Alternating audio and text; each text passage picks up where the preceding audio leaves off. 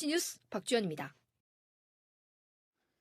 네, 이런저런 피해를 입었지만 호소할 곳이 없는 사람들이 마지막으로 기댈 수 있는 게 바로 사법기관에 고소나 고발을 하는 건데요.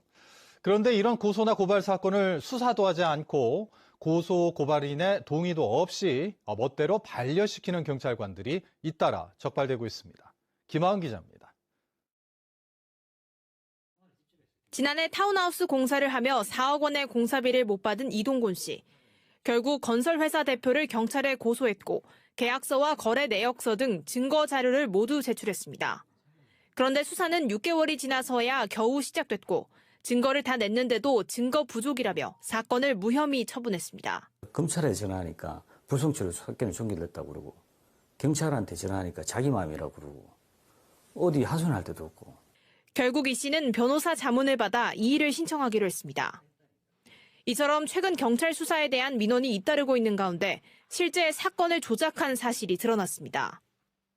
서귀포경찰서 수사과 소속이었던 이 경위는 고소고발인의 동의 없이 사건을 임의로 반려한 것으로 경찰 수사 결과 확인됐습니다.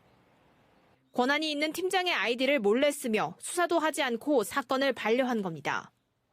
피해자 신고로 사실을 파악한 경찰은 이 경위를 수사 부서에서 배제시키고 직무유기 등의 혐의로 검찰에 넘겼습니다. 하지만 경찰은 감찰이 진행 중이라며 정확한 범행 기간과 반려 사건 건수는 알려줄 수 없다고 말했습니다. 한편 서부경찰서 소속 한 수사관도 3년 동안 사건 10여 건을 반려해 직위 해제된 사실이 최근 재판을 통해 드러났고 서귀포경찰서 소속 교통경찰관도 14건의 수사기록 조작으로 적발됐습니다.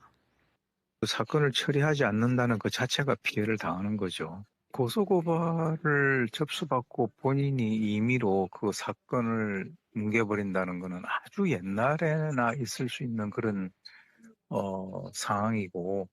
경찰의 잇따른 수사기록 조작이 피해자들을 통해 드러나면서 수사 진행 과정에 대한 불신은 커지고 경찰에 대한 신뢰는 추락하고 있습니다.